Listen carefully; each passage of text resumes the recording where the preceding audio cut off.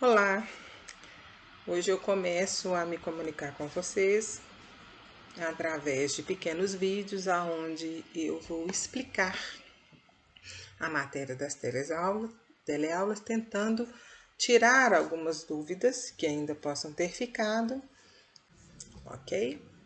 Então vamos lá. Começando, diferenças entre adolescência e puberdade. Isso é o que eu quero falar primeiro, né? O que é a adolescência? Vamos pensar no conceito. A adolescência é a fase em que estamos saindo da infância e entrando na vida adulta. Então, ela é um período um pouco maior, que vai normalmente entre 10 e 19 anos. A puberdade, no entanto, é marcada por várias mudanças hormonais e físicas pelas quais os adolescentes passam. A puberdade marca o início da adolescência.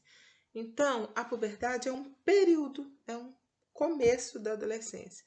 É uma parte da adolescência onde ocorrem as mudanças físicas, as mudanças do corpo, onde os hormônios começam a agir, onde começa as mudanças da adolescência começam a efetivamente acontecer. Outra característica da adolescência, ela tem um marco com a idade e com as mudanças sociais, né? A aceitação de grupos, aos interesses amorosos. Isso é a parte da adolescência. A puberdade, ela vai favorecer fatores biológicos, que são as diferenças físicas que vão acontecer no seu corpo, né? E lembrar também que ela vai acontecer no período da adolescência, nesse período maior de 10 a 19 anos. Mas vai ter diferença de indivíduo para indivíduo. Alguns começam antes, outros começam depois. Bom, as glândulas e os hormônios. Eu coloquei aqui para vocês, eu quero fazer um estudo com vocês das glândulas que são responsáveis por secretar os hormônios responsáveis pelas mudanças na puberdade. Então aqui a gente tem o cérebro, né? E nessa base aqui, perto do bulbo, na base, embaixo do cérebro aqui, nós vamos ter o hipotálamo. Embaixo aqui do hipotálamo, nós temos a hipófise, que é dividida em adenohipófise e neurohipófise. Essa hipófise, ela é responsável, também chamada de glândula pituitária, ela é responsável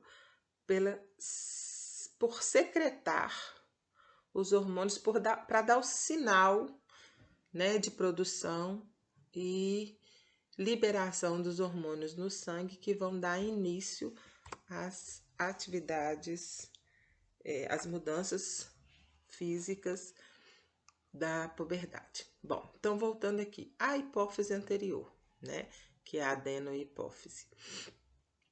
Ela vai ser responsável pelo hormônio do crescimento, que é o crescimento dos ossos, pela prolactina, que está diretamente relacionada a crescimento e produção de leite. O LH, hormônio luteinizante, e FSH, folículo estimulante, que são responsáveis pelo amadurecimento e produção dos hormônios, amadurecimento das gônadas, dos ovários e dos testículos, gônada feminina e gônada masculina, e produção dos hormônios femininos, que é estrógeno e progesterona, e hormônio masculino, que é a testosterona.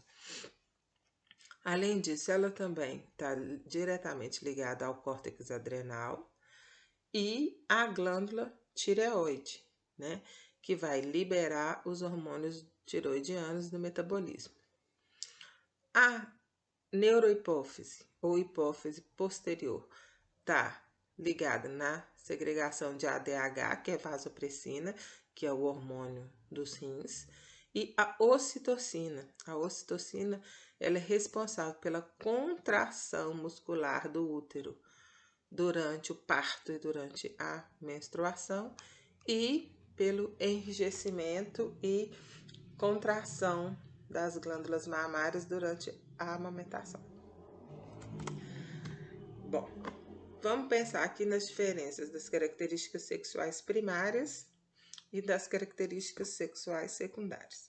As primárias, elas estão diretamente ligadas aos órgãos de reprodução, vagina, pênis. As diferenças entre homem e mulher, diferença biológica, simples. As características sexuais secundárias, elas já vão estar ligadas ao dimorfismo sexual externo. O que é dimorfismo? São as diferenças físicas entre indivíduos do sexo feminino e masculino, pertencentes a uma mesma espécie. Mas não é simplesmente o dimorfismo de feminino tem vagina e masculino tem pênis.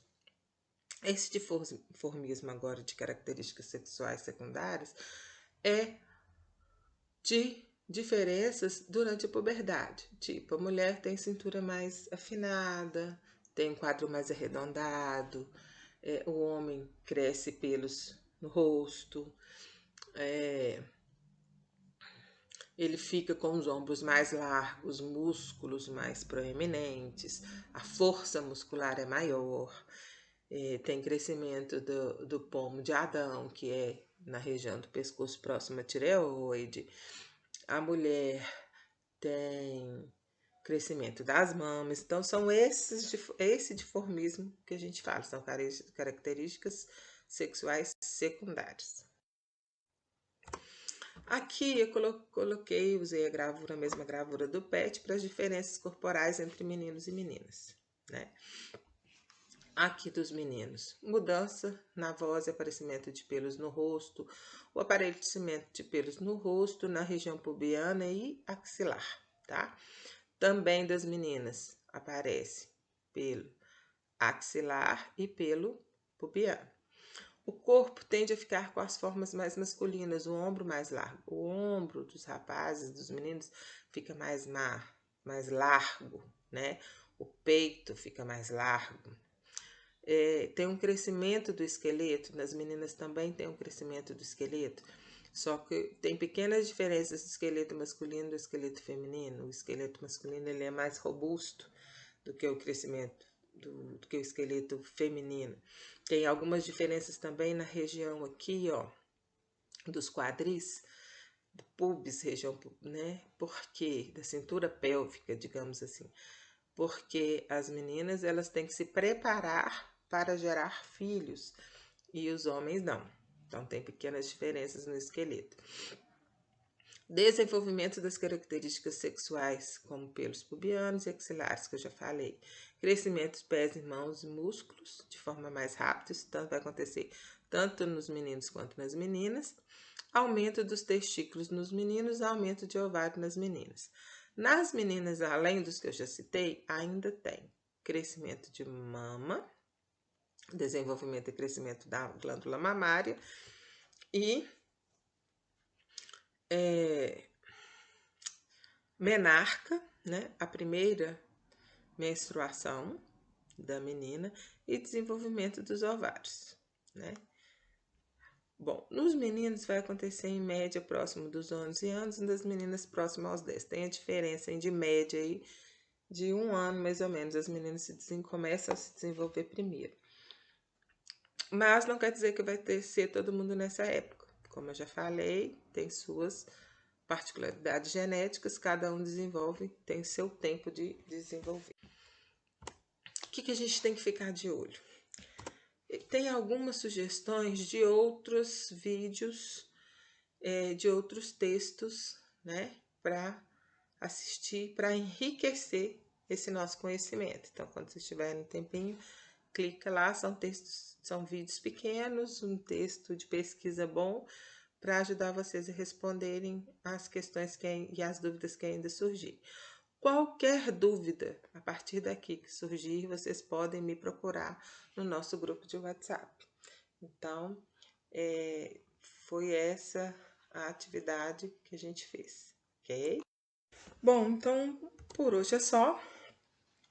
Devido ao nosso distanciamento social e ao novo normal que nós temos que aprender, né, daqui para frente, mesmo quando a gente voltar, a se encontrar.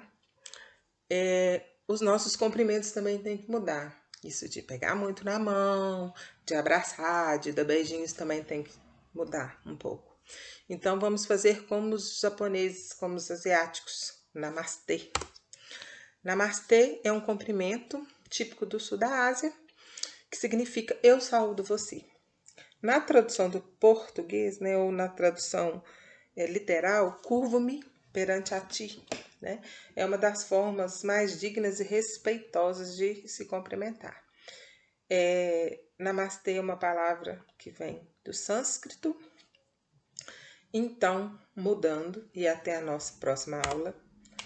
Namastê para vocês.